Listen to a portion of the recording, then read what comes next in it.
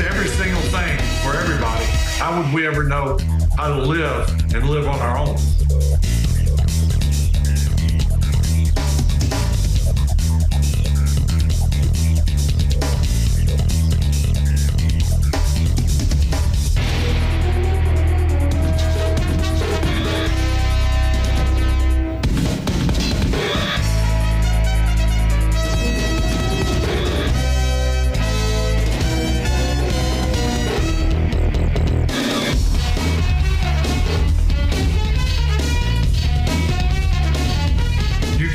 For a second, deny that there was somebody else watching over you, and that someone else is God, Jesus Christ.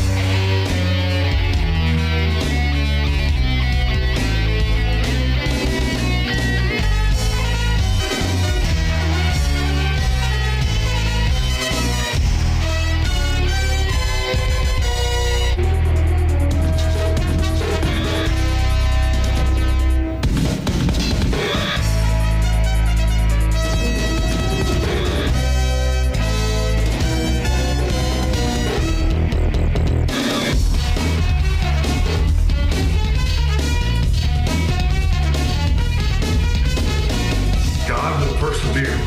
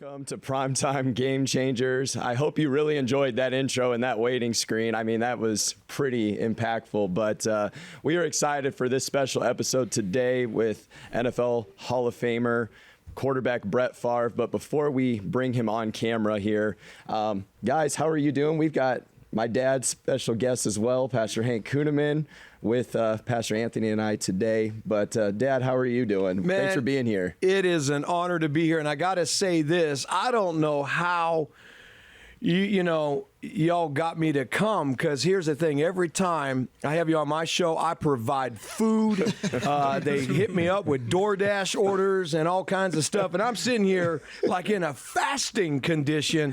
And then I don't know how you got Brett on. Did you send DoorDash to his house? But anyway, it's an honor to be here. And Matt, we're getting ready to celebrate your birthday. Yeah, this is really it. special. So I'm honored to be here. And I came to have some fun, man. Well, we appreciate you being here. You know, you're a man of completely off the radar. Just nobody knows what you're going to say. And I think you and Brett very much go together in that. We don't know what's going to come out of your guys' mouths. We're two dangerous dudes. Yeah. Let's just say it. But I also want to introduce a panel. We've got producer Jacob, and then Officer Herrick with him, and we'll definitely have to show that shirt once we get Brett on camera. And then we've got Game Changer Willie, my good buddy Willie Dyson, and we appreciate all the hard work you do for the ministry and for the podcast, the show, everything you do for Game Changers, the brand, and we really appreciate that. Wanted to bring you and Herrick on, as you guys both played football. You guys were both pass rushers and everything, and then you got Brett and I, who played quarterback. Dad was a wide receiver, a kick and punt returner. No, wait. I'm the only one, Matt, on this show. Brett and I are the only two that have something in common. We both actually were part of the NFL. I don't know if many of our viewers know that, but the legacy of Brett. But a lot of people don't know my history of the NFL, and so we do have that in common. His was the National Football League, mine was the NFL, the Neighborhood Football League, and so both of us have something in common. Just Brett and I. So that's what makes this show unique, Brett. As we get ready to have him come on, we need to talk about that. Yeah. So before we get started, Jacob, any announcements, anything coming that people need to be tuning into with Game Changers? Obviously, Dad, we've also got that conference coming up, OTH. Hey, you know what? I don't want to put Brett on the spot, but we ought to see if he could come just for one night. Yeah, you can ask him when we get him on the maybe I don't want to put him on the spot, but maybe I'll just throw it out there and then let him pray about it. So Jacob, we've got a couple books coming out, Dad's book, my book, and Pastor Anthony's book, but we've got Miller Days obviously going on, that Game Changer is going to be at tonight. So tell the people kind of what we've got coming. And then obviously we're impacting the college campuses all next week as well. Yeah, we've got actually a lot of stuff going on. Tonight, of course, like you said, is Millard Days. And so we're going to be here in Millard. Game Changers is running a booth. We're going to have some giveaways. We're going to have some games for families. And then next week, we're going to UNO's campus for Durango Days. We're going to have a booth set up all week. So if you're at UNO, swing on by. We've got some free stuff. We're doing giveaways. We'll be there. We'll be doing some recordings actually all week, so that next Friday is actually going to be kind of a compilation of all the stuff that we did. It's going to be super cool. And then at OTH, if you haven't registered for OTH, what are you doing? You absolutely need to. And since you're already registered then, go ahead and say, yes, you're interested in a Game Changers event. We are doing an event there. We just want to know how many people so that we get enough space. So go ahead and say, yeah, I'm interested in the Game Changers event. We're going to be there. It's going to be an awesome event. Pastor Matt, Pastor Anthony, they're releasing a book. Pastor Hank's got a new book. We're going to have awesome new merch. I'm wearing a GC shirt right now. You can get a different one because you can't have this one. It's mine. But we're gonna have all kinds of cool merch there at the at OTH for you to buy. Also, swing by our website. You can get shirts, pants, guys, girls, kids. We've got all kinds of cool stuff on there. Swing by the Game Changers Hit Shop. All kinds of awesome stuff. Help support what we're doing out here in the community, and then obviously the show. What else have we got going on? We've got all kinds of channels. Yeah. Instagram, Facebook. We're on TikTok, YouTube, pray.com, OVTV. There's a lot of places to find us. All those places at Primetime Game Changers. Go ahead and follow us. Give us a like. Subscribe, and you'll be able to keep up with everything that we're doing. Other than that, I think that's it. Yeah, I mean, and shout out to pray.com for what they do for Game Changers, and obviously also, Dad, your ministry with One Voice Ministries. Appreciate and it. Primetime Game Changers has really benefited from even just being on pray.com. So shout out to you guys over there.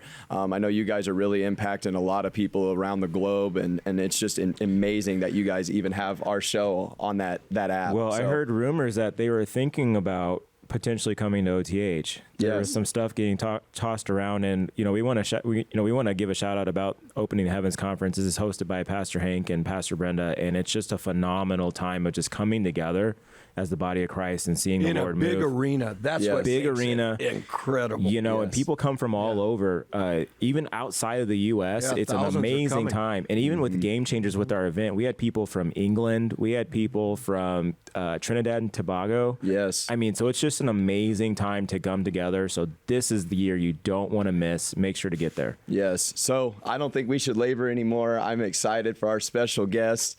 And guys, he's been on the show before. We have seen what he's done, taken a stand around the nation. Obviously, what he did at President Trump's rally in Green Bay, Wisconsin, just a couple weeks before the election was incredible.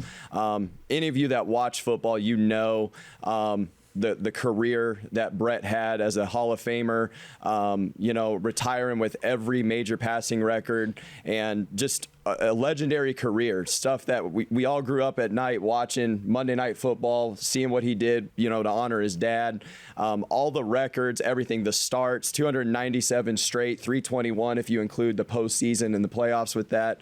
It's unbelievable. So guys, at this time, let's welcome Brett Favre back to Primetime Game Changers. Thanks for having me. Thanks for the intro. Glad to, oh man. Go Pack! The intro was awesome. Did they really put the Go Pack Go chant on? That's amazing. Yeah, and you're a Packer. You are not a Viking. You are not a Jet. You are not a Falcon. I know you played for the Vikings. You ran out of the Lambeau Tunnel. We'll have to discuss that, I'm sure. We didn't do that on the first show, but you are a Packer, and that is a fact. You are honored. That is where your name is on those walls over there at Lambeau, and you will forever be remembered as a Green Bay Packer. Hey, can I say this, Matt? I'm jumping in. So, Brett, it's great to have you here. Again, I don't know how they talked to you to get on the show with, you. I know you got food there. You're just not showing us. But I want to say this to Brett. First of all, you are an amazing human being, and you're an amazing athlete. But, I go up to the Green Bay Packer games with Matt, and I just want to honor the gift in you, Brett. And really, you really have now a gift that God is really going to bring out, that is going to really touch people for Jesus in a great way. But your gift that God gave you all over Lambeau Field, when I go to games, I see more number 4s than I see any other number, yes, even to this day. And people still, when you get into conversations, they say there was no greater quarterback than you, Brett. And I know you're humble enough where, you can handle me saying that, but it's the truth. And so we just celebrate you and thank you for honoring my son. And I want to just say this last intro before I'm going to just kind of back out and let you guys we're going to have fun. But all the powerful prayer. Matthew would be 2-3 years old, and we would pray at night together, even when he was 5. And, I'm tucking him in, and we'd pray for everybody. And he always wanted to pray for Brett and his family. And then he would say, and God, I want to meet Brett Favre. And I'm thinking, God, come on, you're not going to. I didn't believe. I mean, I didn't believe. Brett, I did not believe. I'm sitting here going, yeah, God, sure, okay, just, And he would pray, I want to meet Brett Favre. And then when he would go to, career day at school, he wanted to wear his helmet at the age of 5, and he wanted to dress up like Brett. And they said, what do you want to be when you get big? I want to be Brett Favre. That's what he would say. And then the teacher said, oh, you want to be Brett Favre? Yeah, and I'm going to meet him too. I like Matt. And we did. And you did. Yeah, so did. Here you are. Okay, so that's the point. So, Brett, thank you for honoring Matt. And you've been a great friend, so thank you. That food out there in Mississippi is no joke, man. When we had dinner that night on my 30th birthday a couple years ago, oh my gosh, I got to go back to that restaurant. Yeah, it's not good for you, but it certainly tastes good. Yeah, the problem is it looks like. So speaking of food, do you have a favorite restaurant up in Green Bay? Because there's a few I actually really like. Did you ever go to Bay Motel, that breakfast place on Military?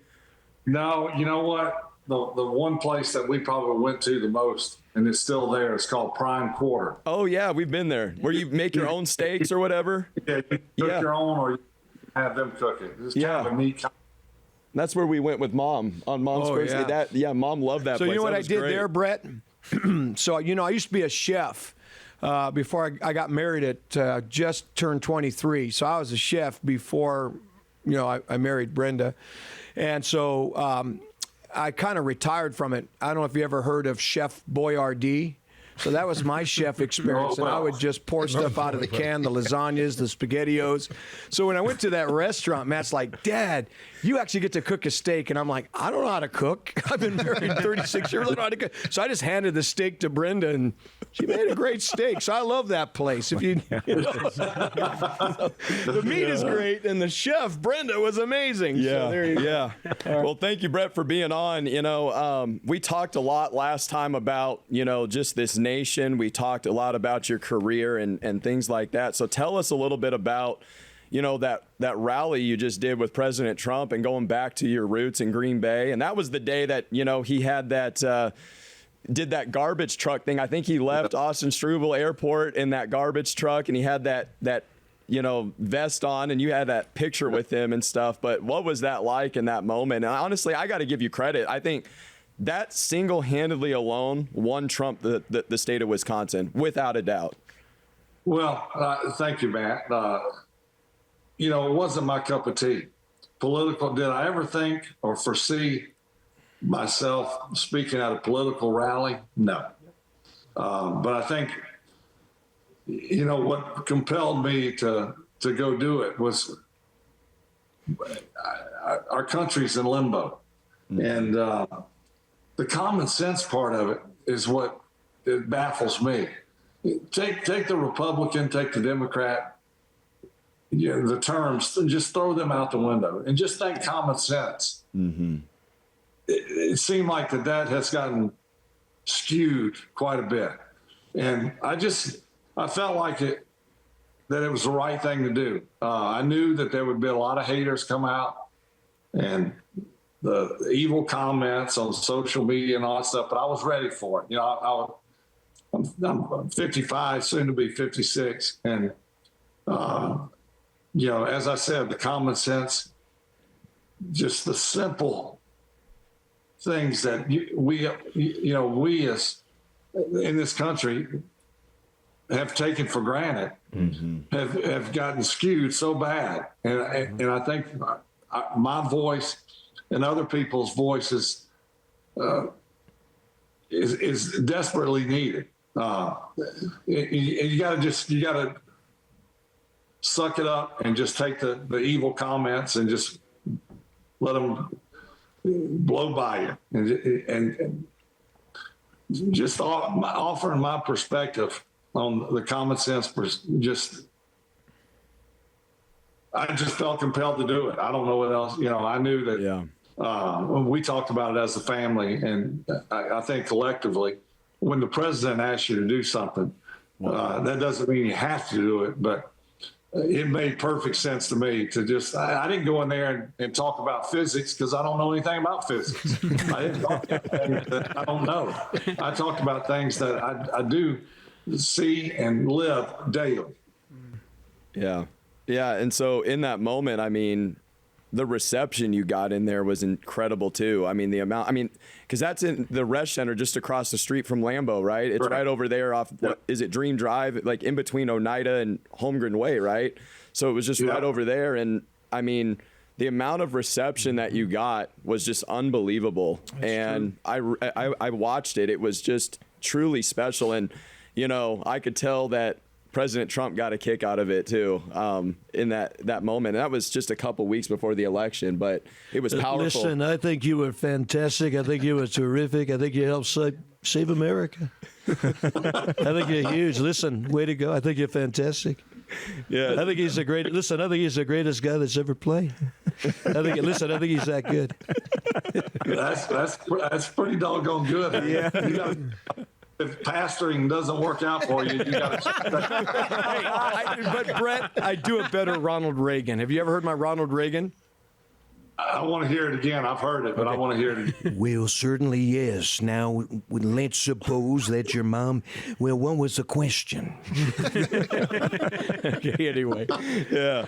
That's so good. You know, thinking about the country though, you mentioned just it's like a lot of common sense has gone out the window. And, you know, one thing that, you know, Anthony, you and I have talked about is the power of our words, our thoughts, etc. And there's a lot of people, especially Brett, you know, within our generation that we're seeing in our country, that they don't know what side to choose, what to do, and common sense is just out. They've picked, trends instead of standing for truth. Culture has shifted. And so, we've really kind of talked about, titling this broadcast today, really the power of the silent snap count. And you and I obviously played quarterback. So one thing that, I remember is having to sometimes go into a hostile environment on the road, and you have to go to the line of scrimmage, and it's like, we've got to do some sort of a silent snap count here. And I mean, obviously in the NFL, you probably had several of those, 80,000 people plus, and you're on the road, it could be the Metrodome, wherever you're playing, a hostile environment like Dallas back in the 90s. And, Frank Winters is your center, or, Scott Wells, Mike Flanagan, those kind of guys. And I'm sure you had to have that kind of communication, talk about that. Like, what was that like, having to use a silent snap count? Because again, and I think of it in a spiritual way, it's not giving the devil a place to, the Bible talks about there's death and life in the power of your tongue, your words. And so, it's hard for a defense, and we got some defensive guys here that'll chime in a minute on how hard that was for a defensive guy like Warren Sapp sitting across from you, and you're on a silent snap count. They can't jump your snap. They don't know when you're snapping that ball, So talk about that even from the NFL perspective and all that crowd noise, everything, and having to do that. Well, one game comes to mind, and it was the Saints game in the championship, my first year in Minnesota. Yeah. The loudest venue ever. And I've played in the Superdome many times before, including the Super Bowl. None of those other times, including the Super Bowl, could match the deafening noise in there for the championship game. You got to keep in mind, the Saints at that time had never been to the Super Bowl, and they were on the verge of their first ever. So that place was at a fever pitch. And it was the first play, I can't remember the exact verbiage, but it was, I know it was 322 Y stick. And we had a motion. Now, we had practiced, the day before, we had walked through our first 15 plays, so we knew exactly what we were going to start the game with. And I don't know how much you remember that Saints team, but they blitzed from everywhere. Yeah. Well, we had worked, there was one blitz in particular, 55, and I still remember this, Scott Fajita. Yes. If he walked up to the strong side line of scrimmage outside the tight end, they were coming with an overload blitz to his side. We practiced it all week. We practiced silent count. You're not going to hear it. It's going to be deafening. You got to be really on your P's and Q's and split. You better be spot on. So, because you're not going to hear someone say, Fajita's coming. Yeah. You just not. Well, sure enough, first play of the game, they're coming with the overload blitz. So I'm going to have a hot route to my tight end. My right tackle's got to block 55. He's got a guy over him, but that guy over him is going to slant down to the guard, and the right tackle will then step out and take 55. Yeah. That trust factor is there for all of us. Well, my right tackle totally doesn't see the blitz, and 55 just drills me right in the chest. And I thought to myself, and it was almost picked, first play of the game. And I thought, this is going to be a long night because it's only going to get worse. And little did I know, we would drive down the field after that play on the first drive and score a touchdown, and it was on after that. Wow. But that was like in huddle. The only time you would talk would be in a huddle. And I'm trying to get the play out, and every guy is looking at me like, what'd you say? And I was having the screams. I was hoarse the next day, completely hoarse and screaming the whole time. So it was chaotic. How in that moment do you guys communicate your silent snap count? Was it you're just lifting your knee? Was it like, obviously under center, it could be a tap on the center's butt or something, but. Yeah, well, I did the leg lift, but also I would tap my inner thigh. So the only people that needed to know was me in the center. Yeah. So, yeah, I would tell my center, hey, this time I'm going to do I'm going to lift my leg. And the next time, like on the sidelines, I would say, next time we go out, I'm going to pat the inside of my thigh. Man. And so you just try to change it up so they don't get a key on it. Yeah. But that's easier said than done when you're playing in a hostile environment like that. So Willie and Officer Herrick, you guys were edge rushers just like Scott Fujita. I mean, what's your kind of take on that going against something like that? You know, like Brett and I played quarterback, so like we were trying to confuse guys like you, you know, lining up against us. And I mean, obviously Herrick and I, we were teammates and we competed in practice, but you know, not in games. I mean, we had our fair share of trash talk back in the day. But you know, Willie, you played for the Minnesota, you know, Golden Gophers in you know, Division I college football, Big Ten. I mean, you know, what was that like if, you know, a silent snap count was coming, you know, from a quarterback perspective? You know, you played obviously defensive end. So yeah, I think one of the funny things about that when you play against the silent snap count is you're not used to it. So your natural tentative reactions in a game are just to look for the cadence or to look for some type of subtle movement. But I think it's interesting because when you get that silent snap count, it literally wrecks your whole day. Because I'm just being honest, like you have studied film all week and all of a sudden you're like, okay, I'm going to listen for something. And you walk up to the line and it's crickets. And you're like, that's it. It's going to be a long night. And I remember, you know, one of the big things I remember honestly is that it put the offense in such a great advantage. But here's the thing, from a spiritual side, I just feel this to share this, but is we have a tendency when we're on offense, okay, just talking for Brett and Pastor Matt, you know, once God calls in a play, you don't have to throw up all over the play by calling too many audibles. And what happens is in today's culture is that silent snap count has been forgotten in today's culture. And if we could just do that, if the offensive side of us as the body of Christ could be quiet once God calls a play and let it run out, you would see a lot more mistakes by the enemy in everything that over everybody's life, whether it be personal, finances, business, and just like that too. So for me personally, yeah, the silent snap count goes a long way. It goes on and off the field of your life. If we can learn to just trust what God said instead of asking and talking and just know that God's going to fulfill it. It's the same thing on the field. Just wait for somebody to move and make it happen.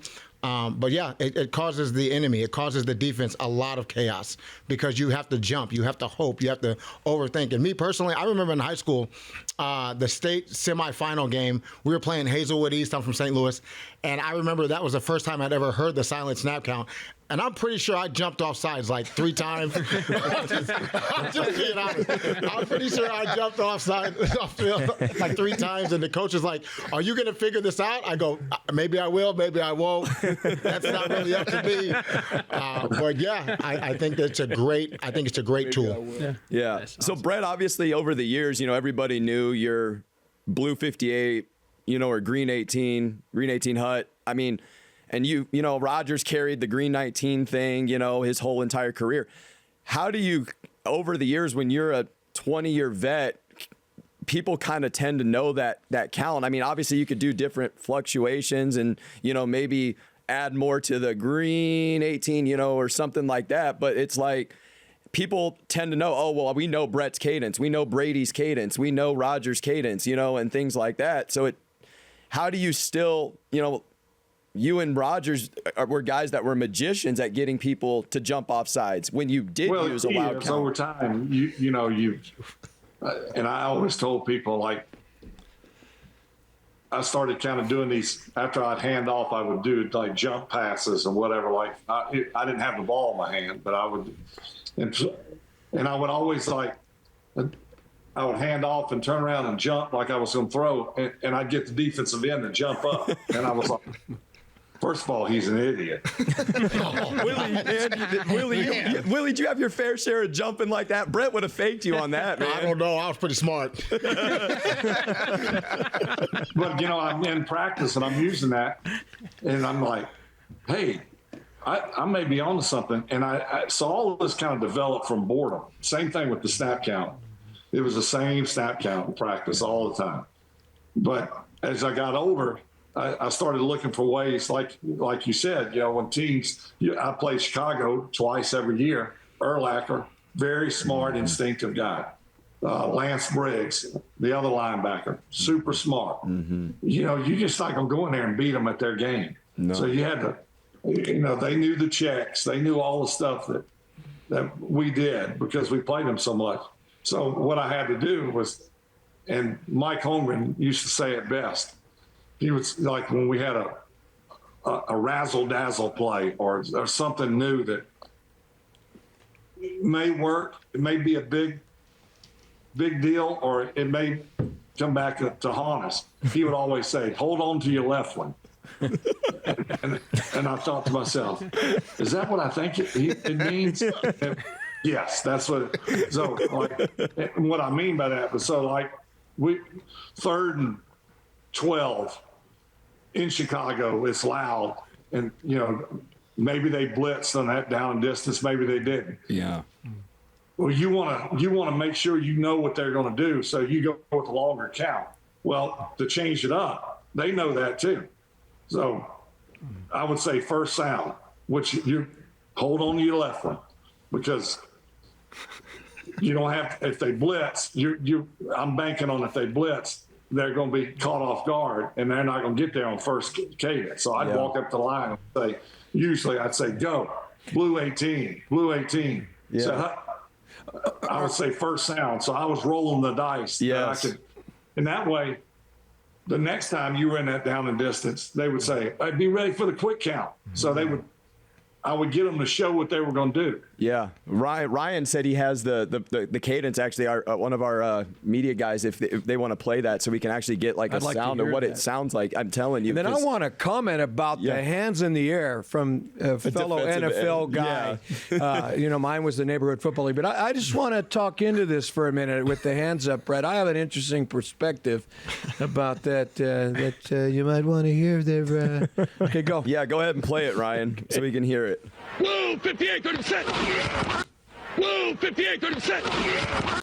Blue 58, So, yeah, 30%. at the end there, what are you saying at the end of the blue 58? Because that was right before the third. Is it 30 set? I would say like green 18 set up. Yeah. But it didn't really matter. And I would joke with people all the time because they would ask me about the count. And I said, and I would actually do this in games. Like, it really didn't matter what the last part was. The ball was coming up. So if I set on one, the typical cadence would be green 18. I'd go up to the line. I would say go or move. Yeah. Just kind of a starting point. Then I would say green 18 set up. Well, when I said green 18 the second time, the ball was about to be coming up, you know, because that's how you mess with the defense. Yeah. So, there were times like we would be playing Chicago, and I would say, go, green 18, bear suck. Oh, that's and they still do. I mean, that's the beauty of it, you know. and you know, I mean, in the toughest of times, there would be giggles like in the huddle. Like, did you just say bear suck? I'm like, yeah, but you snapped it on time. That's great. So, we did something similar to that actually in high school. We had this kid who had something on another team, and he had some, I don't know, like thing that went on with the school or something. And then this, I don't know, we heard about it. Like, we found out, did some digging. Some guys on the team knew this kid. So they all thought it'd be funny. They're like, Matt, you ought to say something. And so I think it was something about his sister or something. So we mentioned his sister's name, and I literally said his sister's name, snapping the ball, just like you said, just to tick him off. And so the rest of the game, he was just like no show. Like, the moment we came out with that cadence, that guy locked up like the rest of the game. And he was a Mike linebacker. I'll never forget it. the flip side of that, one year we're playing in Minnesota, probably year 3 or 4, John Randall's at his, he's at his peak. He was almost unblockable, but he was a very smart player. And we walk up to the line, and Frank Winters is my center. Frank's wife was Alita, and his 2 daughters were Aubrey and Alexa. So we walk up to the line, and John Randall says, and I hear it because at the time we didn't do shotgun. So I'm going to put my hands under Frank. And John Randall looks up and says, "Hey, how's Aubrey and Alexa doing?" We run the play. Frank comes back to huddle. He's like, "Dude," and he threw a lot of F-bombs out. Frank's from Hoboken. He's like, "Dude, Frank was awesome. how's he know my effing family?" I'm like, I didn't even say nothing at the time because I had to call a play. So we go up again. The next play, he's like, "How's Alita doing?" And Frank was beside himself. He couldn't believe. He knows all about my family. I said, "Frank, he's getting in your head, and he's doing a great job." Wow. Wow. But it was always a chess match with the real smart, the really good players like Urlacher or John Randall or Warren Sapp. Yeah. They took it to another level. Not just great athletic ability, but the mental aspect of it, which is probably my last 10 years. I try to play more mind games with the opponent than in the previous 10. Wow.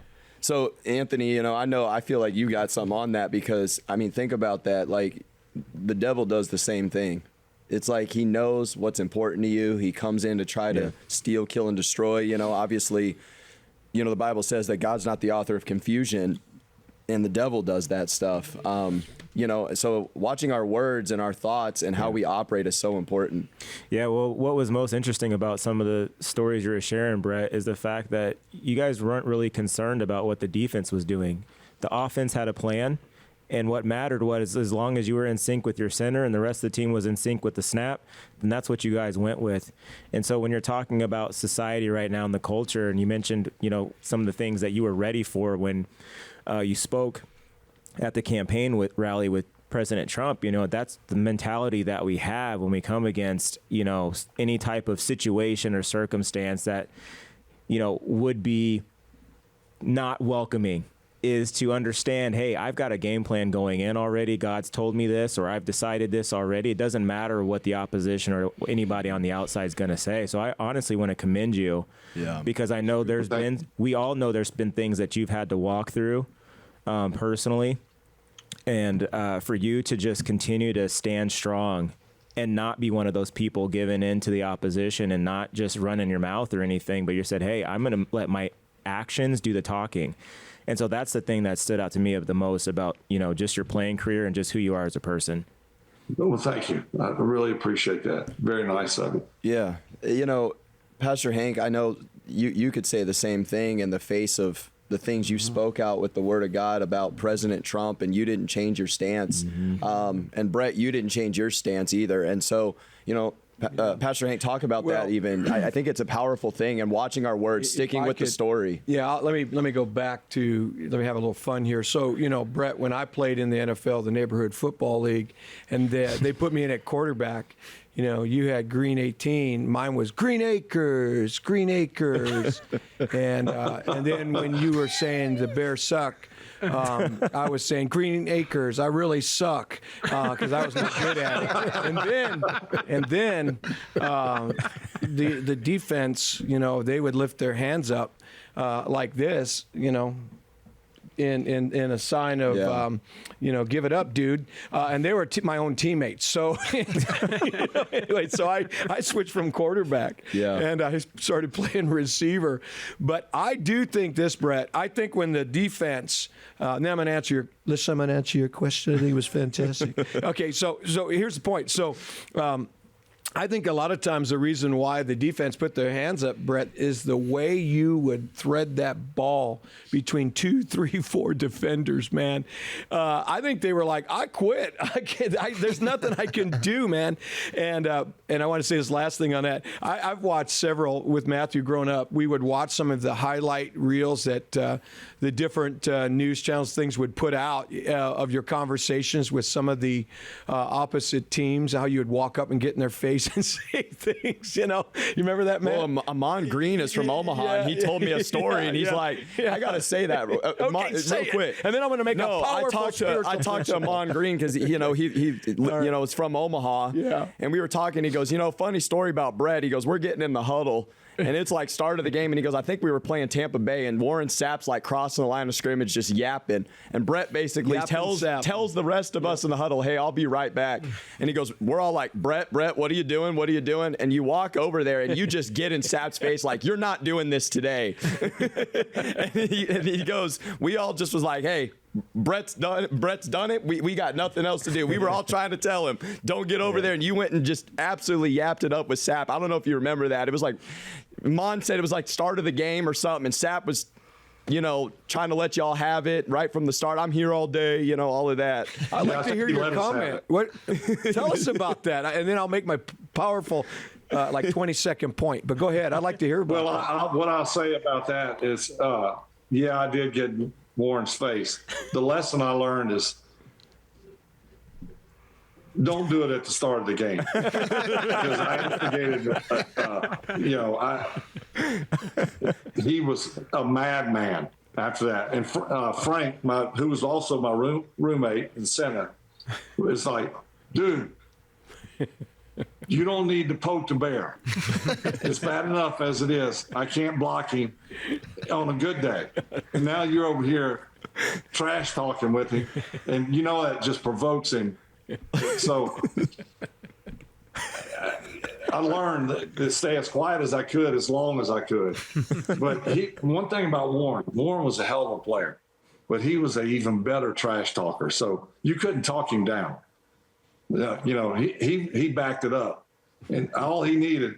There's some guys you could get one up on them and they'd shut up. Not Warren. Like we'd be up, say 21-7. I remember one time we were playing in Green Bay and it was 21-7, and we was like 3rd and 10 or 15. I hit Bill Schrader on the sideline for a touchdown, but I got drilled by Warren right when I was letting it go, and I never saw. I just heard the crowd. And I heard him cheer, and I said, he was on top of him.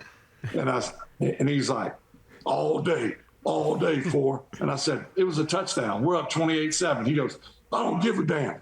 I'm going to be kicking your butt all day. And that was Warren. He didn't care what the scoreboard said.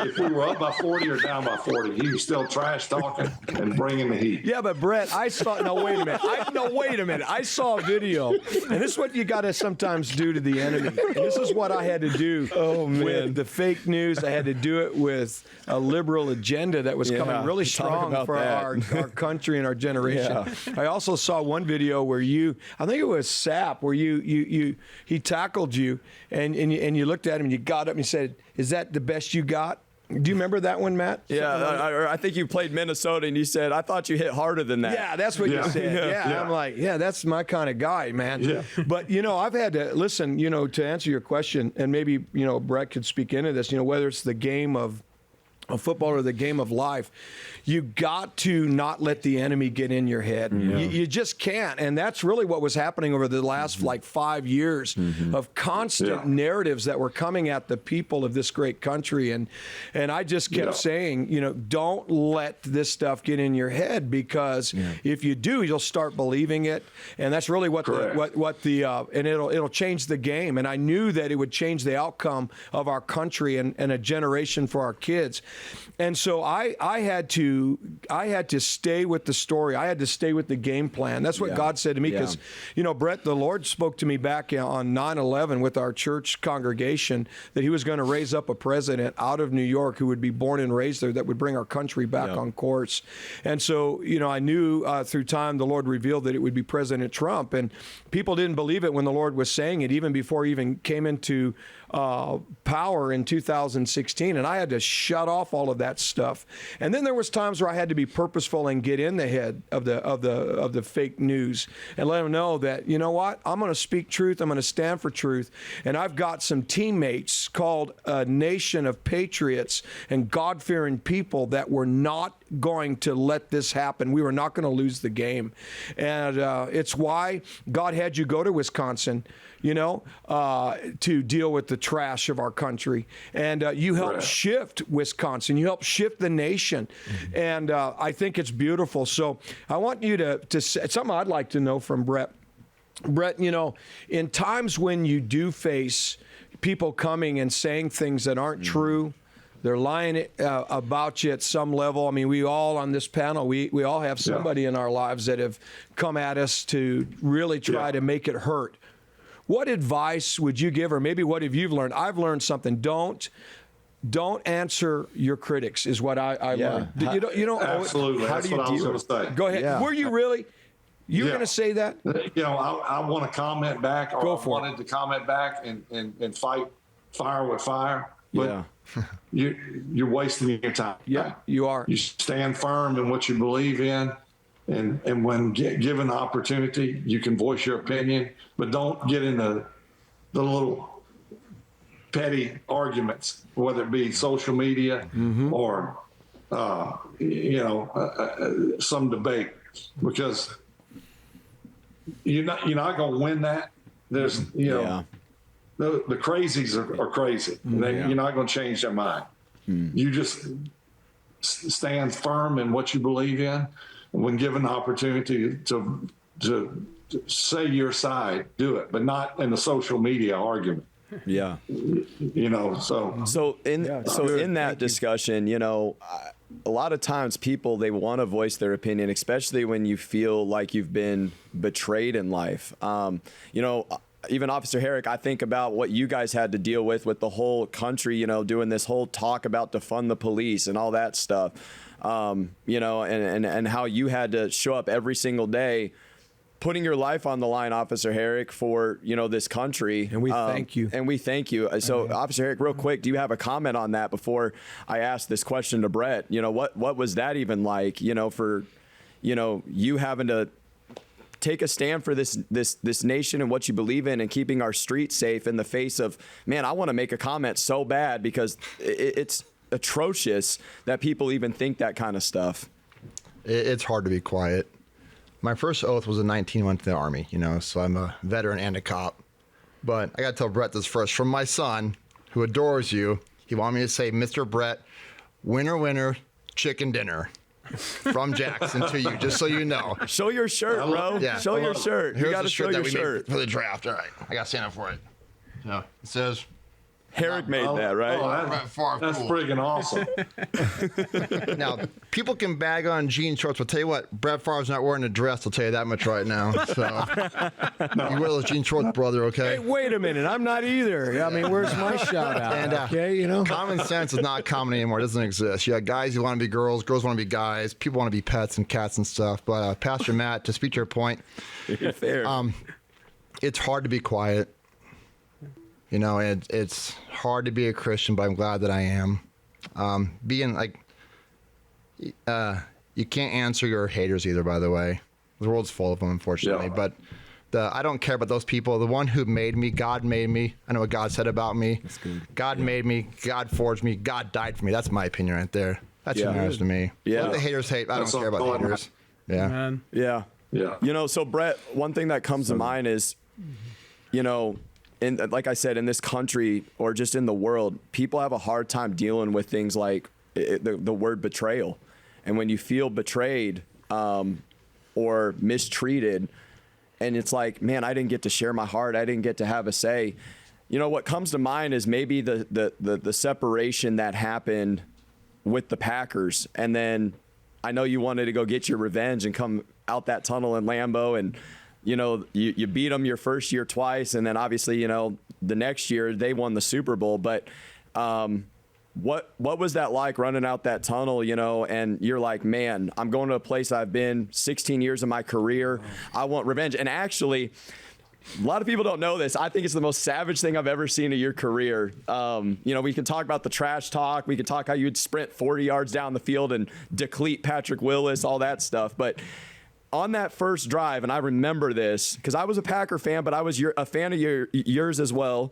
And obviously I wanted Green Bay to win the game, but you ran out that field for the opening series. And I think Green Bay had the ball first. So you guys forced a punt, and then you guys came on the field. they showed as you were running out to Lambeau booing you, you looked at the Fox camera and you winked at the camera. Look at this. Like, I mean, just the most savage thing I've ever seen. Like, oh, it's all good. Like, I got this. Just watch what I'm about to do, you know? And you went out there and lit up Green Bay and got your revenge. And you didn't even have to say a word. Oh, Green Bay mistreated me, all of that. You know, talk about that, because that had to be hard. I mean, you wanted to come back. They didn't even call you and tell you, hey, we're drafting Aaron Rodgers. We're replacing you. You know, it just, the way it was handled was not good. Yeah. First of all, I didn't know I did that wink. Yeah. But how ballsy is that? I know. That's what I'm saying. It's awesome. What the heck was I thinking? Matthew, I was watching the game, and Matthew even said it when it happened live. He goes, Dad, he winked. I said, he did not. And then when we went back and saw it, we're like, Dad, I said, we're in trouble today. I said, it's going to be one of those Favre he said games. it. He goes, Dad, he goes, we're done.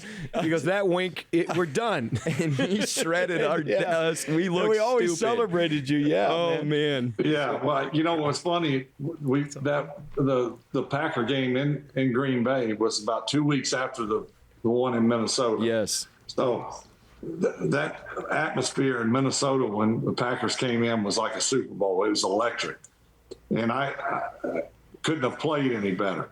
So I thought, okay, I got that out of the way. Going to Green Bay will be a lot easier, a lot smoother. You know, I knew that it would. I really didn't know how I would be received. I thought it'd be a mixed bag, and I think to a certain degree it was mixed. But I thought the nervousness was over because I'd played them already and we won. Got that out of the way. Mm-hmm. But when I started coming out of the visitors' tunnel, it's real. You know, for years I was out of the big tunnel, and I don't know if I ever really stopped and said, I wonder what it's like to be a visitor here. I knew it was a hostile environment. And you know, Lambeau Field, everyone knows can relate to Lambeau, whether you've been there or not. They know what it is, what it's, you know, the history, the great players that's played there, the games, goes without saying. Well, when I came out of that tunnel, I was so nervous, twice, maybe 10 times more nervous than the first game. And I was like, I wasn't expecting that. And so when finally I got out of the tunnel and the people could see me, it was the loudest, and I take this as a compliment. It was the loudest boos I've ever heard in that place, ever. And did I ever think that the loudest boos I ever heard there would be because of me? Yeah. No.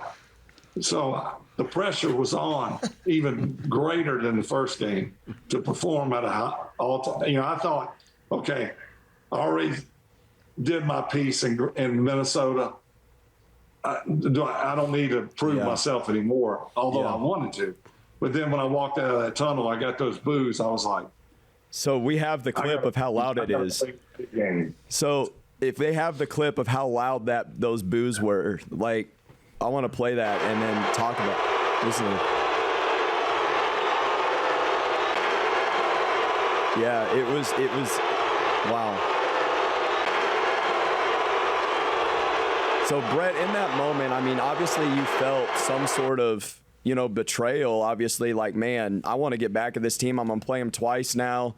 And you came out and you lit Green Bay up, but then obviously that kind of shifted things, and you really became honored. I mean, later on, they showed up for a ceremony, I think in June or July. It wasn't even a game day, and the stadium was completely full. And, I mean, people were in the stands cheering you on. And then I was there Thanksgiving night that year when they unveiled your name on the walls. My brother and I sat in that game. It was the rainstorm, wasn't it? Yeah, Thanksgiving night. I was watching it. Sleep. Bart Starr's last time at Lambeau, he came out and hugged you. Yeah, what a great night that was. What was that like? Just from the sequence of betrayal to then God brought it all back full circle, and then you got honored and reacclimated with the Packers. Absolutely. Well, the first time I was back after I played there as the opponent, was for the Hall of Fame induction, which you just mentioned. 70-something thousand people. Unreal. In the stands, not for a game, to hear me talk for 10, 15 minutes. And I'll be honest with you, I was very nervous prior to walking out because I didn't know how I would be received the last time I was there. Think about it. I was booed worse than anybody had ever been booed before. So that was fresh in my mind. But it was an overwhelming reception, and it brought me to tears. You know, I mean, it was a reconnection with my family, more or less. Wow. I mean, I'm getting choked up, Brett. Just, you know, I remember watching it from the house, and Brenda, my wife, Brenda, and I mean, we were in tears. I mean, it was a beautiful picture of what happens when ultimately you keep your heart right, which you did. And it's today why, like I said at the beginning of this show, where number 4 is the most, I got to watch the right English, the most worn. In other words, number 4, it's still today. I go to a lot of games with Matt. I love it. Is the number 4 is the most worn number that you see. People really love you. They celebrate you. And Brett, but it's also a testimony of the heart that God was trying to get after, and the testimony of who you are today, but what you've become. And I think people know that, and they you know, honor is so powerful, guys. It's the first thing God said in His commandment is that we're to honor the Lord with all of our heart, soul, mind, and strength. And your heart never really left Green Bay, and that honor is why God gave you that opportunity. But I want to know this. You know, you mentioned about how nervous you were. Did you have a prepared statement? I mean, or is it something that you just said, you know, I'm going to go out, I'm going to have a few things I'm going to say, and then I'm just going to share from my heart? Because I remember how moved I was with what you shared, you know. So, you know, Hank, great question. When I walked out in front of 70,000, I did not have a prepared speech. Wow. And I think mainly because the Hall of Fame, the NFL Hall of Fame in Canton, they start prepping you 6 months in advance. So they tell you, you know, you're going to go third. You got 20 minutes to talk. You know, they kind of give you a good outline, a guideline of what will take place. And they kind of tell you the do's and don'ts of what to talk about. The one in Green Bay was just kind of a wing. Now, it was just a special. I mean, how can you not be just blown away when 70-something thousand people come to watch you give a farewell speech? And I kind of like I played all those years, I just shot from the hip and spoke from the heart. And you played with the heart. That. You played with the heart too, Brett. And that's why, you know, today there's such a love for the legacy that you left there. It's what I always told Matt growing up. I said, Matt, it's one thing to be like Brett Favre in your playing, because I mean, he would literally make me watch video after video and go out in the backyard and try to teach him how to do that. And I finally said, Matt, I think you got it. Just watch him. But I would say to Matt, I said, there's one thing that Brett has that is very unique in a human being. And I remember saying this to you growing up. I said, Matt, he has a heart that no matter what he does, he's going to do it with all his heart. And I said, and with that, he has a no nonsense, I'm not going to quit, but I'm going to do my best at whatever's handed to me. And everybody that comes alongside, I'm going to do my best to make them, you know, have their best also. And I said, Matthew, that's what's going to make you great in life, is never quit. Don't let people force you to become something that you're not. Don't let them get in your head. This is a great program for this, because this is what I told you growing up this was your hero. And I said, you know, keep your heart right, Matt. And Brett, you did. And it's why God's honoring you like He is, and He's going to continue. And so I think this is beautiful. But man, that was a very emotional time. I could imagine. It was. I mean, even that night on Thanksgiving, and I know, you know, it was like nothing I've never heard the stadium get as loud as it did. I've been to a lot of games. I was at the, Des Bryant game when he dropped the ball, all that stuff. Like, I've been at so many different legendary Lambeau moments, and the loudest I've ever heard that stadium was when Bart Starr came out to hug you, and then Rodgers came out and basically said to you, put her in the old vice, and all three of you were on the field at the same time. I mean, that was unbelievable. Yeah, and your family with you too, Brett, was beautiful too. That was a moment where you all stood together, and all the adversity of life is nothing better than to have that component of a great family. Oh yeah, I remember those flags too, the number 4 flags. I still have that they handed out to the crowd. Yeah. So Brett, what's your comment? I'd love to hear from him again. I mean, this is a really great moment and a great lesson in life. Well, the year before the what we're seeing here with Bart was actually, we were going to do it the year before, but Bart's health was not I remember up to it. So I actually instigated having Bart show up. I knew, look, his days were numbered. He was revered and still is like nobody else for obvious reasons. I mean, the nicest guy you could ever meet. Had tremendous success as a player there. And I wanted to share that night because I knew if we could ever get him up there, it was going to be the last time. Wow. So when he couldn't make it, we postponed it, which I don't think the public knew. We postponed it to the following year. And 3 weeks before that, show of love, he went to Mexico and got a stem cell injection. And they said that had he not done that, he wouldn't have been able to make it. He was a little out of it. Like you've seen the picture the three of us have taken, the portrait. That was prior to the game. Wow. It was like herding cats trying to get Bart to sit. Wow. And I mean, he was still in a bad way, but he was able to at least get this picture snapped, go out on the field. And he was like a kid that was so giddy on the field. He just was. I was like, Bart, this is for you. That is touching, man. It gives me goosebumps. Me too. Still to this day. Wow. Because, I would hope that someone would do that for me in my later years. Wow.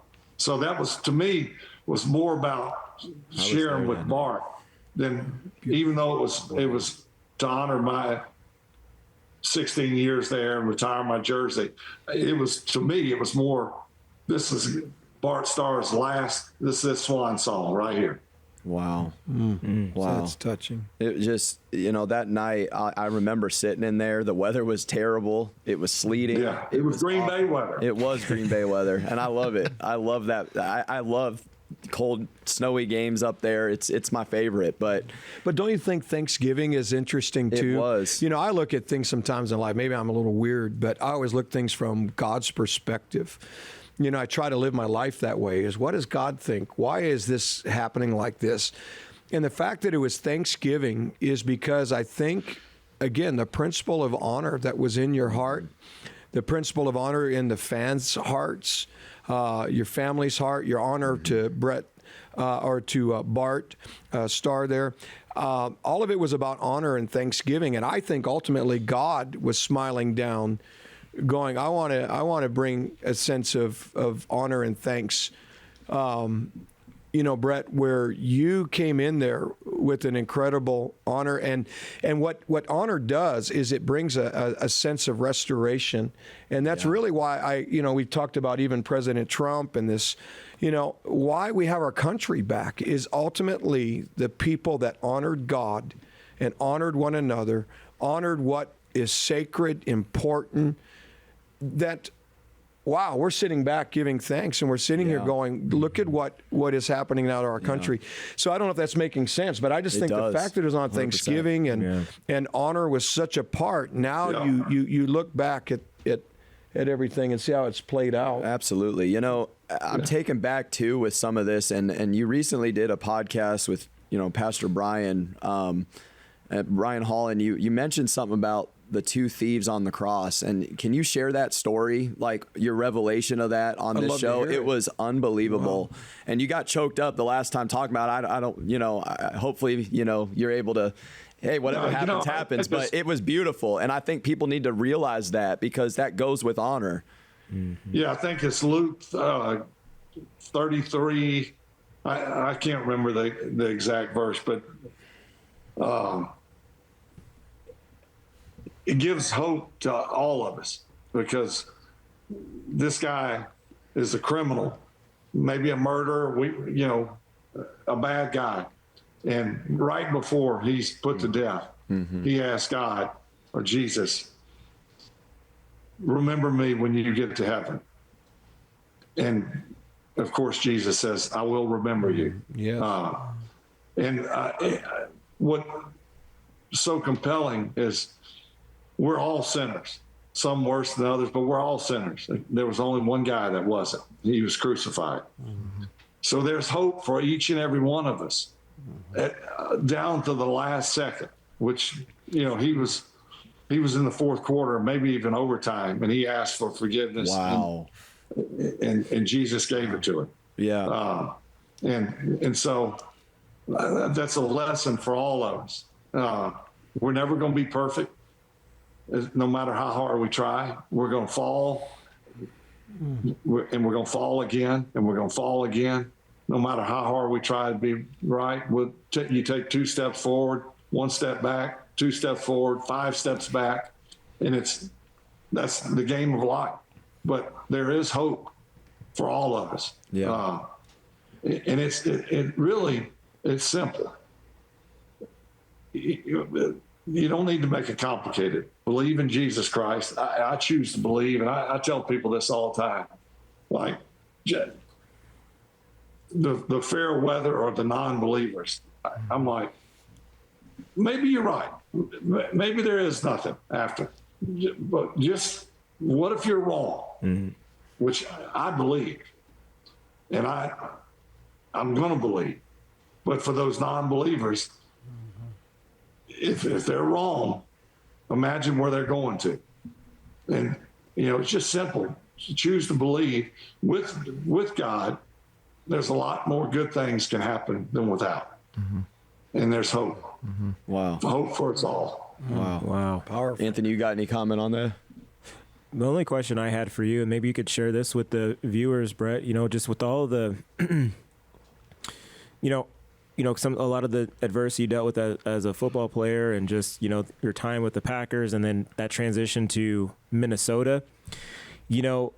Obviously there's some times probably you had to forgive people when you didn't want to, even in your own personal life. What was your process for that? Because I think a lot of people, maybe they're holding on to things because they don't know how to forgive. Yeah. They don't know how to move forward. So what's your process for that? I think more than anything, time. It's like when my father passed away, the shock and awe of the initial news. Over time, it settled in. You go through a rough patch, but then over time,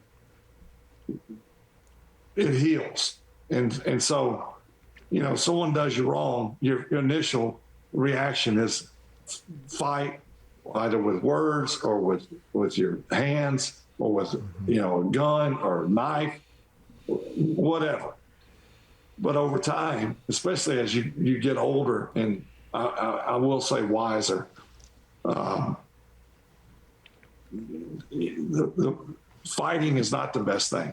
I'm not going to say there's not times where you shouldn't fight, but fight a different way. And over time, it's like God works on your heart, massages your heart, works on your brain, and says, I know you don't want to do this, but you're gonna be so much freer after you do this, and that's always the case. Yeah. Even though, no matter if you have 5 different situations where you need to forgive someone, mm-hmm.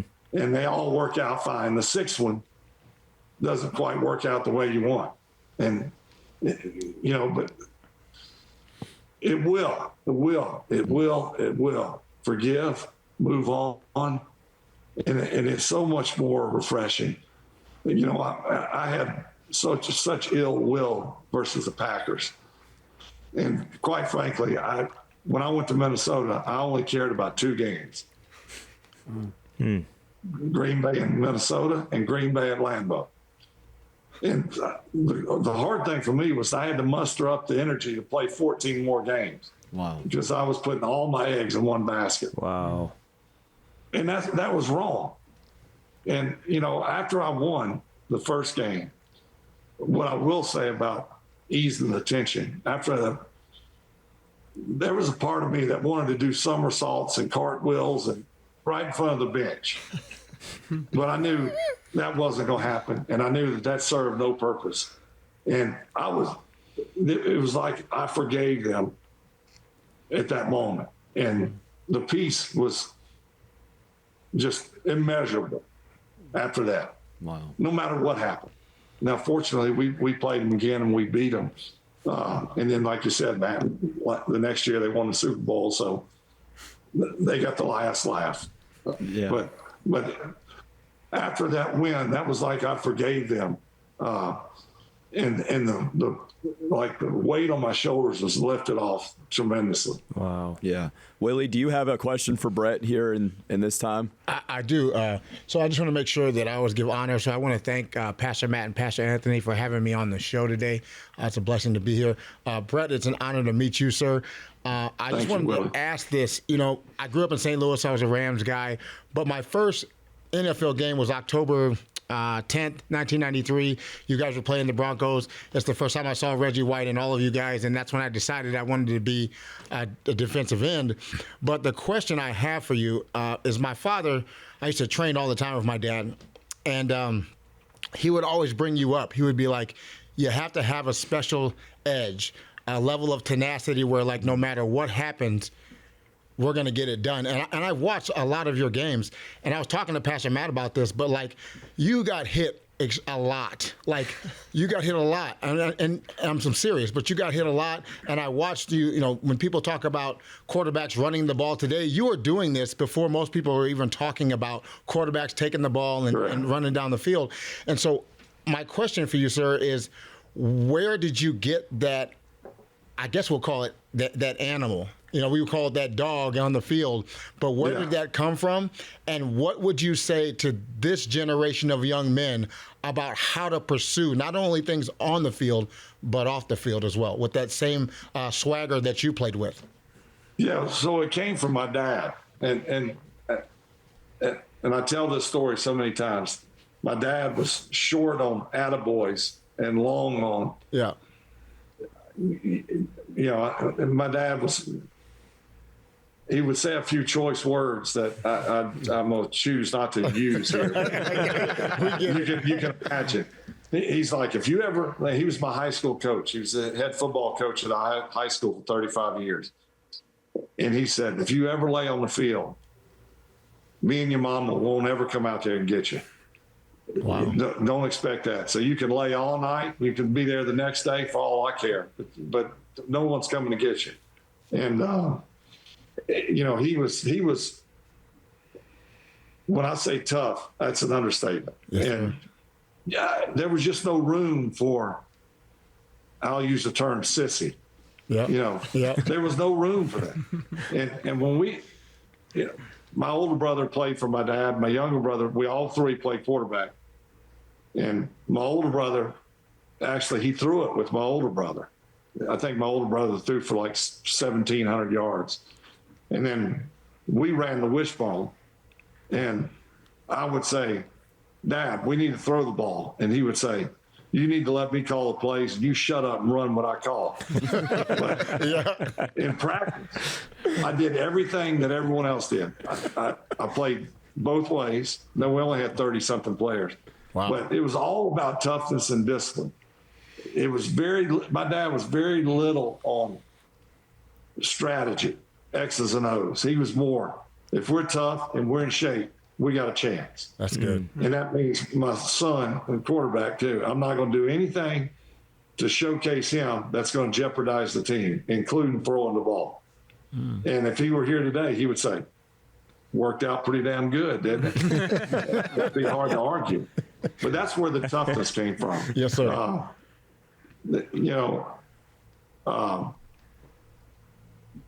And Willie, give me the second part of that. Oh, what? Yeah. Well, thank you. What would you say to the younger, this generation now? Oh, this generation now. Well, it's a different game. First of all, the game of life is different as well. The simplicity, the common sense is not what we remember it as. And Hank and I are a little bit older than you guys, but it was a much simpler and I would say an easy upbringing for the youth back then. You didn't have social media. I remember the big deal was when you got Nintendo or Tecmo Bowl. Yeah. You know, that was a big deal. And you look at the graphics now that you go, what were we thinking? No, Brett, I'm older than all of you. It was the stick people. Media. It was the stick people is what I grew up playing. Yeah. All right, you remember that? Okay. Home. Yeah. ball. Dun, dun, dun, dun, dun, dun, dun, dun. I'm going to be 60 in a few months, but it was dun, dun, dun, dun. Anyway, never mind, guys. Brett, make a great point here. Go ahead. Well, I just think this generation faces a lot more challenges than we faced. And, you got to go back to where it all starts and what's most important, and that's your faith. Amen. Because too many people in this younger generation judge their success on the likes or dislikes. Yep. Wow. And the only like that you should worry about is Jesus Christ. Amen. That's it. That's good. And if he likes you, you're doing good. If your friend doesn't like you for what you wore to school, or you don't dance right, or you can't sing, or whatever. Yeah. So what? But this younger generation faces those challenges, and too many of them fall because of that, and it's sad. So place it in God's hands, and that's where it starts. That's where it finishes. Yeah. Amen. And Thank just you. That's watching great. our words. I think that's so important. Watching what we say, what we think about is so important. I want to say this too, since the last time you were on the show, you were on Capitol Hill and you were talking about, all that stuff that was going on, which we've been praying for you about. And then you had announced to the world things that were going on with your health and the Parkinson's announcement. How are you feeling? And obviously, we've been praying for you and really keeping you in prayer and just speaking healing over your body. And so how have you been feeling, over time here? And well, like I said, to so many folks over the last year and a half, it's been about that. It's been about a year since I revealed to the nation. And the outpouring and the support has been tremendous. I don't worry about the haters, but I'm early in the disease. There's not a lot that they can. You take the medicine that everyone else takes, and you hope for a cure or something to slow the progression to come, along the way. I'm sure Michael J. Fox, who was diagnosed, by the way, at 28 in 1991, I believe it was. And here he is in his 60s. I have to believe that when he was diagnosed at 28, he thought, well, there'll be a cure in the next 5 to 10 years. I'll be fine. And now he's still working. He's someone like Michael J. Fox has raised over, I think, $2 billion for Parkinson's research. And they are close. They're close. There's a couple clinical trial drugs that have shown great promise. And I'm hoping to get in on one of them here in the next few weeks, that if it works the way I'm hearing, I wouldn't have to take any Parkinson's medicine. You do an IV once every 6 months. wow.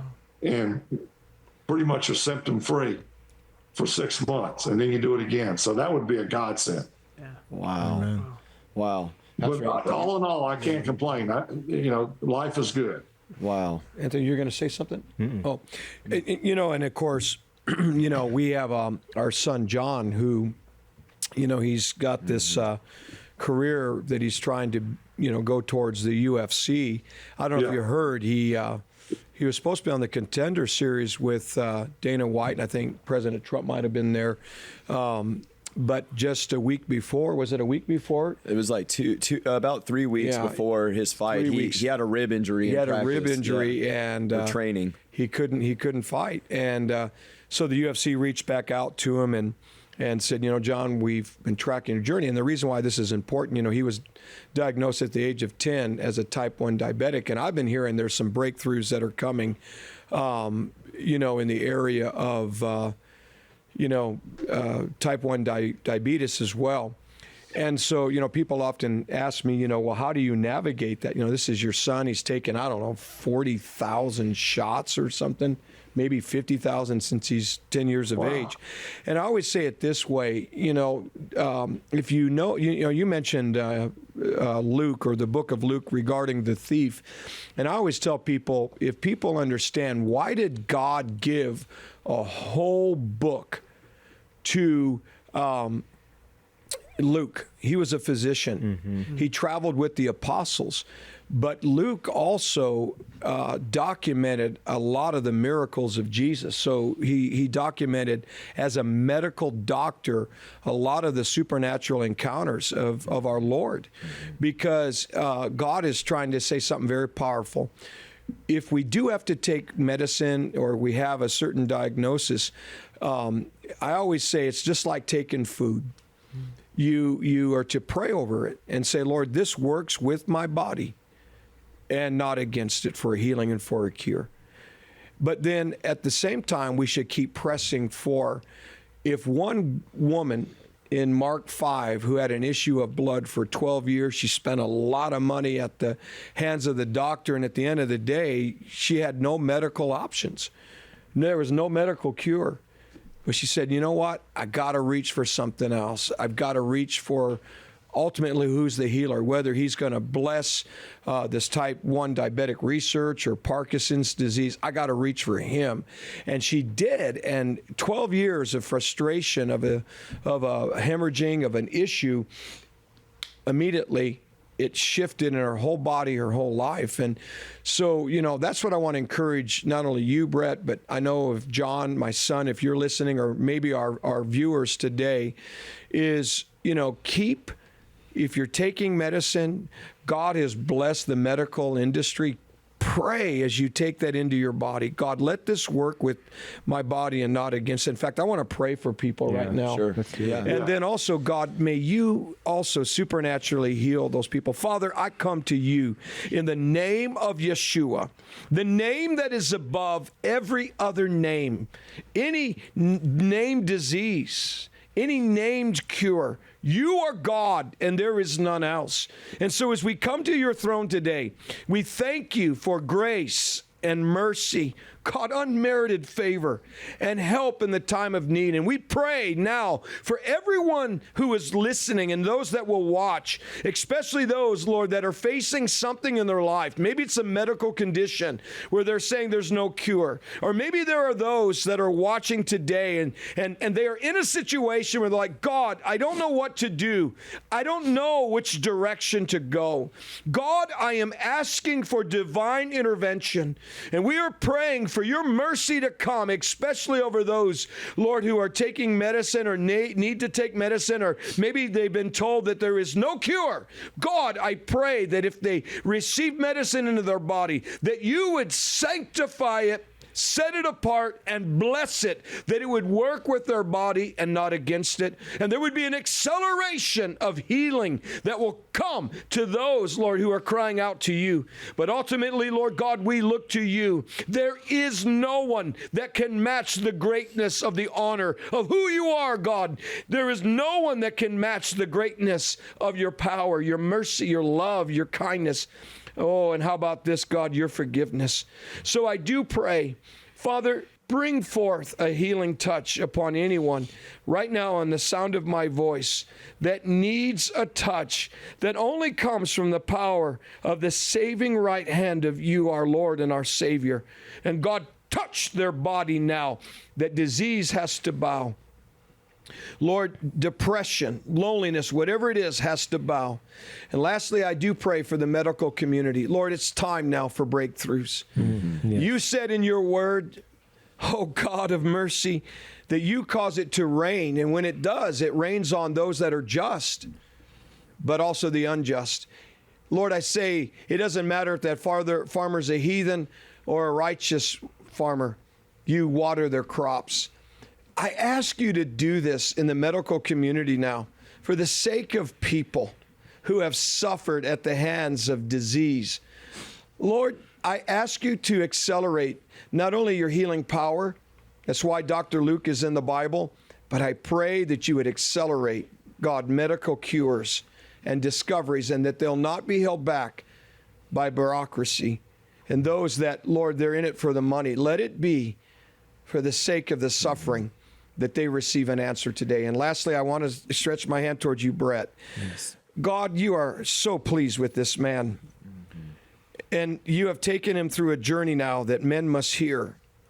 An autobiography, even some a movie or something about his life. I see that you're wanting to unfold and unveil. I think it's two. I think there's a movie and I think there's a book that is going to give hope to people and how to navigate the game of life. And I pray that you would bless this man and that you would keep him and make your face shine down upon him and his family. Yes, I ask you, Lord, to continually give him a voice. Father, extend his lifespan to many, many long years, that, Lord, he will always stand and be a voice for you and for this country, but, Lord, for the suffering, that he will be a voice of hope. Now, God, I ask you to continually silence the enemy concerning him. Continue to exonerate him, vindicate him, celebrate him, and bless him. And even his wife, God, who has stood, that woman knows you. Now I'm asking you to answer the secret prayers that she prays, not only over her family, but, Lord, just the things that are on her heart now, in Jesus' name. Yes. Amen. And one other thing, Lord, Brett needs to, invite me down for dinner or come have dinner with me. And Lord, when I forget my wallet, when we go out to eat, just let him bring his so that we don't have to do dishes in Jesus' name. Amen. Amen. Amen. Sorry. And by the way, you should have asked me to pray because the show probably is supposed to be over, right? I'm a long-winded prayer guy. I'm sorry. I get caught up in my. No, that was good. Hank. Thank you very much. I didn't mean to overpray. I didn't, and it's not my show. But anyway, I love you guys. Any closing comments, real quick, Anthony, or the panel over there? Herrick, you got anything, Officer Herrick? Last thing, yeah. Brett, to you and your wife, I love you guys, man. As a kid, I couldn't stand you, just so you know. Oh, I already know. You told me. Yeah. Because the Niners, then the Patriots, then the Jets. But now I like you, so you're good to go. But to your wife, who I love and adore, you guys stay strong. We're praying for you guys always. We love you deeply, man. Thank you. Yeah. Thank you. I appreciate it, Matt. Yeah. Willie, anything from you, man? Yeah, I know. I know Pastor and Pastor Matt and Pastor Anthony mentioned it, but it would be awesome. Just I know your schedule is probably wild, but if you could come to OTH even just one day, it would be phenomenal. And we don't believe in putting people on the spot, Brett. But boy, so we're not going to put you on the spot. So Brett, just OTH is September 11th through the 14th. Since we're not putting you on the spot, and it opens up on September 11th, the patriotic day in our country with Flashpoint. But we're not putting you on the spot, Brett. But I've been taught how to be bold around here, so here we go. We'll take good care of you. So we're not putting you on the spot. And you haven't had Nebraska beef. You haven't had real beef. That's true. No. They got skinny cows down in Mississippi. I have not. Do you know the steak that we ate at that place was imported by Nebraska? I'm sure. Maybe. Hey, you know what? We don't want to put you on the spot, but if you need information about the conference to pray about it with you and your wife, even if it's for one night, Brett, we'll make it happen. We'd just love to see you and love on you, and we'll let you come out and say hi to the people. Matthew, you send me the dates, and I'll see what we can do. Okay. Are you serious, man? You're going to make me pass out, and then these guys... You are not allowed to give me a resuscitation. I don't want no man's lips on it. No, we're going to Scotland. Deal. I'm excited about it. We're going to Scotland like 12 or 14 days starting around September 1st. Wow. Wow. I've never been. That's going to be beautiful. Wow. I hope so. I hope they got air conditioning. Everywhere I've been, like in Europe, they don't believe in air conditioning. Well, we were in Switzerland last year, and it really didn't matter because we were in Switzerland. Right. But we were in Rome in May, and it was hot as a firecracker, man. And they don't have air conditioning, and I was miserable.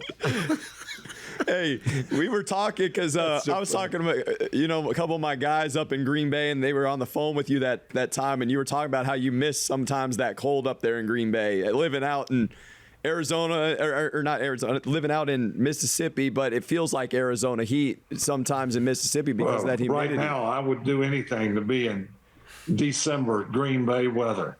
I mean, it's smothering. Mowing the lawn out where you're at, man.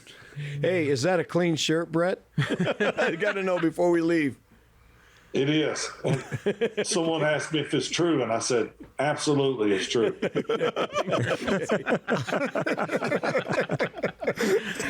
Well, I'm ready for fall. I want cooler weather so bad. It's coming. Yeah. I saw there's a little mini cold front that's coming.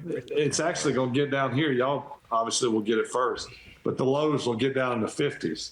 In Mississippi? I haven't seen 50s since January of last year. Wow. So when's your birthday? When's your birthday, Brett? October 10th. All right, maybe we should send him a parka or something. I'd love to see Brett Favre. No, Brett, seriously. I mean, you still look, sorry about that with the microphone. You still look handsome, but it would be great to see Brett Favre with like a parka, like this, Brett. I don't know if it'd get used much down here, but. Yeah, that's awesome. Yeah. Well, yeah. We'll think about it. Yeah. Well, Brett, thanks for being on today. We love you, Deanna. We love you. Send our love to her as well. And will do. We really appreciate it. And just, we got to definitely powwow sometime and throw some food down. And yeah. I missed that dessert out there that we had too. Oh, man. Just we all crank the old plane up and make a trip down again. What's that? Crank the plane up and come on down. Yeah, we will. I'll treat. Listen, if I have to send a horse for you to get you up here for OTH, it'll be awesome. Well, we thought Southern Miss was coming for the CWS, but then they choked. So I'm hoping it's before we all pass away, but we're going to get there at some point. Yeah. All right. In the meantime, Brett, next time I see you, I'm going to move from a 1-pack ab to probably 2. All right. Well, thank you, audience, for tuning in today.